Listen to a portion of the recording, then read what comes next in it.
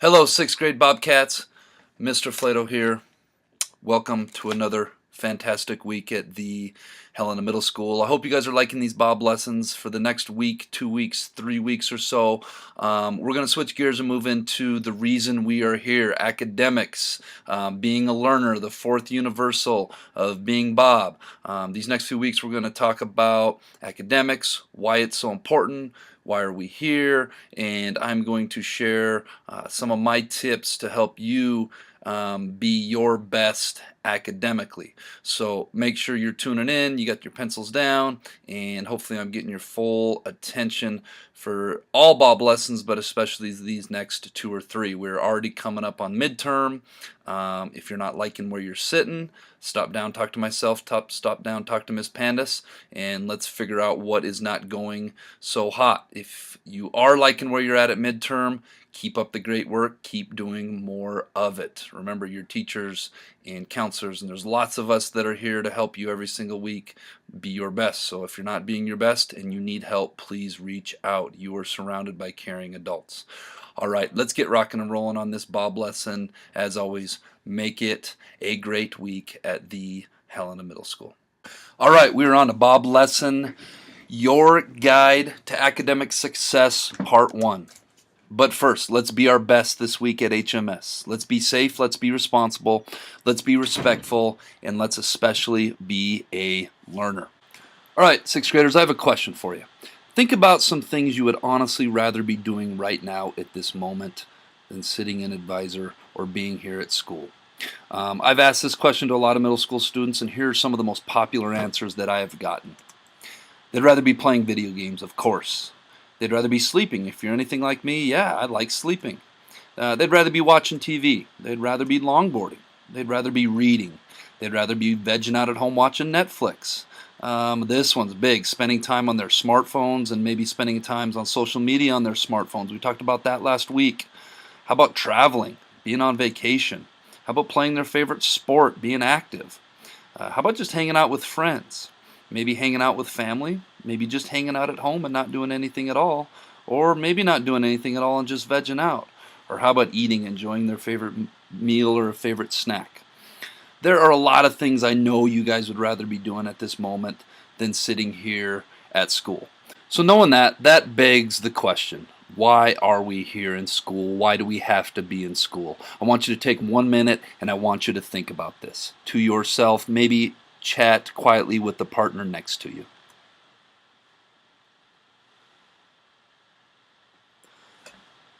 So that begs the question, why are we here in school today?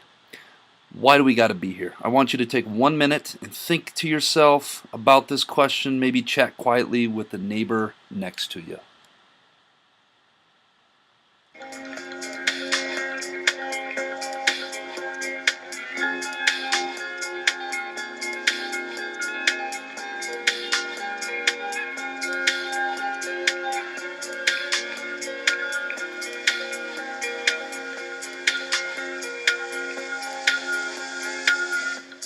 You said we make a deal.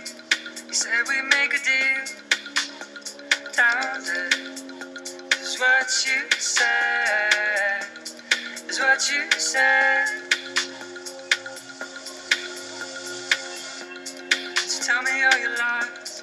Such a thin disguise. We fool ourselves. We fool ourselves.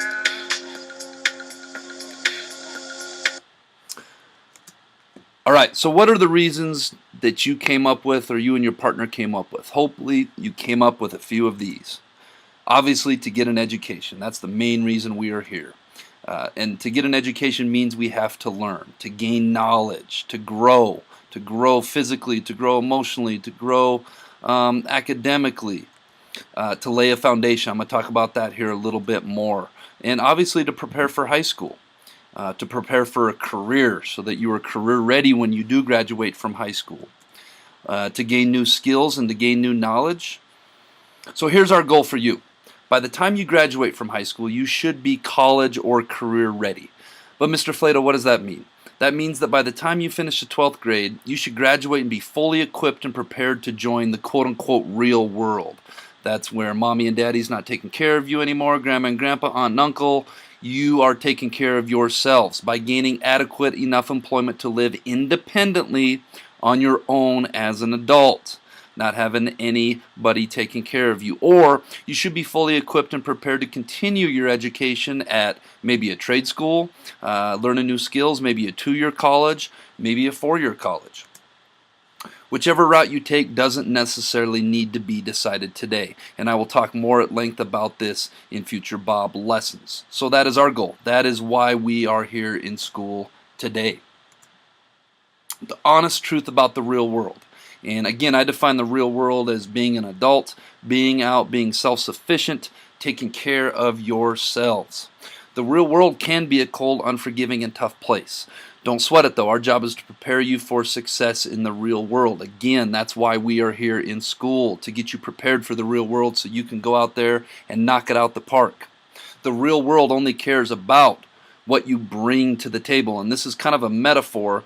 In other words, what skills and abilities do you have that are useful and can be put forth in employment that are worthy of somebody paying you someday? What is it that's going to be your thing in life? What's going to be your purpose? What's going to be your thing that gets you up out of bed every day in the morning that you go do, and then they give you a paycheck so that you can survive and live independently? What your thing is, you will choose to focus on, develop, and hopefully be passionate about. And I'm going to talk more about that when we do career cruising, myself and Miss Panis.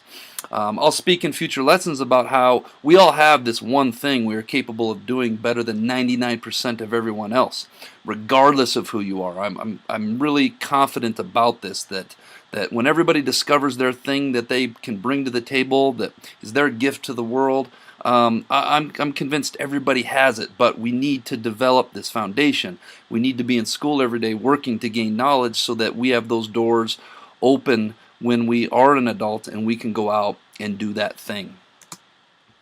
The real world is a highly competitive place. I was just talking to a group of kids. I think whenever we have an opening here at HMS, there are tons of people applying, not literally tons, but dozens and dozens of people applying for positions that come open. If you want to do something in life and you have a job or a career or a passion that you want to make your thing that you bring to the table, there's a very good chance there's going to be other people with that same passion. And when there's other people that are all wanting the same thing, that leads to competition. So what skills and abilities do you have that sets you apart from others? Something to think about. And that's a huge reason why we are here in school learning every day, is so that we can develop those skills and abilities that are going to set us apart from other people when we do get to the real world. I hope that all makes sense.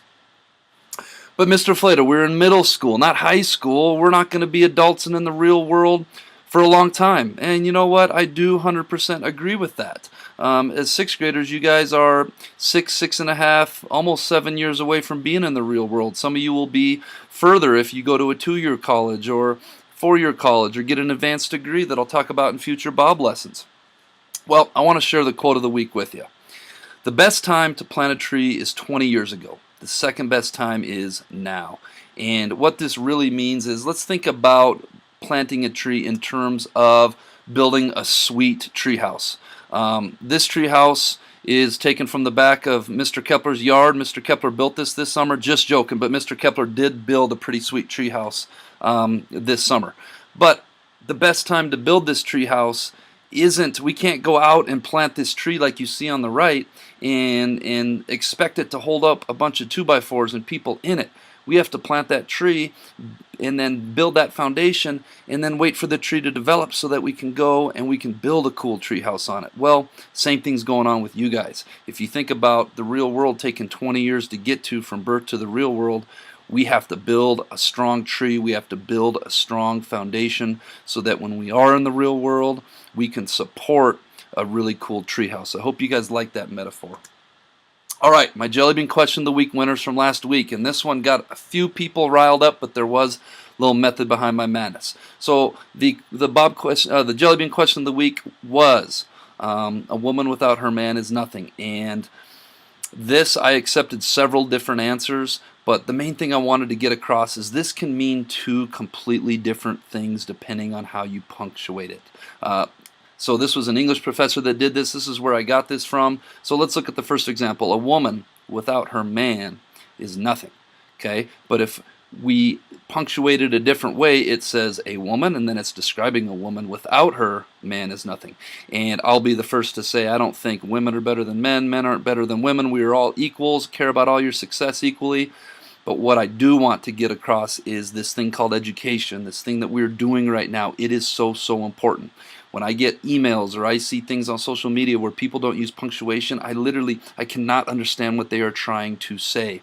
So this is a little intro into this academic lesson that I did today. And last week's Jellybean Question of the Week winners were Caitlin. Oh, Caitlin, I always forget how to pronounce your last name. I think it's Ruck. Kaylee DeMottingly, Lizzie Johnson, Maddox Schuler, Ben Christensen, Danny Steinmetz, and Brian Prenot. And all of them had different ways of punctuating it where it made sense, and it said all different sorts of things. This week's Jellybean Question of the Week is: a train leaves from Halifax, Nova Scotia, heading towards Vancouver, BC at 120 kilometers an hour. 3 hours later, a train leaves Vancouver heading towards Halifax at 180 kilometers an hour. Assume there's exactly 6,000 kilometers between Vancouver and Halifax. When will they meet, and which train is going to be closer to Halifax when they do collide? Do you think you know the answer? Get it turned in by this Friday. All right, folks, hope you guys like this message, or this Bob lesson this week. Let's get out and make it a great week at the Helena Middle School.